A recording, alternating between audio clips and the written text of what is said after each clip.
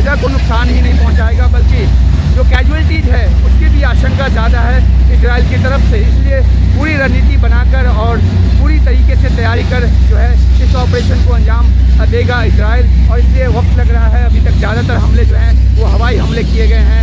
1500 से ज़्यादा जो फिलिस्तीनी हैं उनकी मौत हुई है। जो 1500 इस पार आए थे आतंकवादी हमास के, उनकी तो वे तो मारे ही गए हैं, लेकिन एयर स्ट्राइक में जो बड़ी तादाद में सिविलियन उसकी जद में आ रहे हैं। इस बात को लेकर दुनिया के कई देश जो हैं और यूएन जो है वो इजराइल को कह रहा है कि वो वहाँ जो ह्यूमैनिटेरियन जो एक मदद है वो पहुँचने दे, लेकिन इजराइल जो है वो इस बात को राजी नहीं।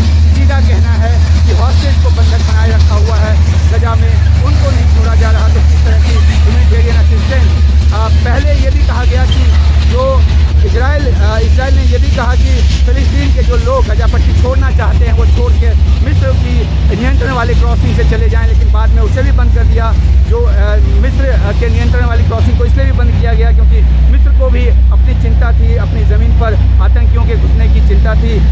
दूसरी तरफ जो अब ऑप्शंस जो हैं गजा पट्टी के लोगों के पास नहीं है, वो पानी को तरस रहे हैं, वो बिजली को तरस रहे हैं, लेकिन हमला ही इतना बड़ा हुआ कि इजराइल जो है वो पूरी तरीके से अपनी जो लड़ाई है उसको निर्णायक तौर पर लड़ने की तैयारी में है। और इसलिए तमाम मूवमेंट जो है वो फ्रंट लाइन पर किया जा रहा है।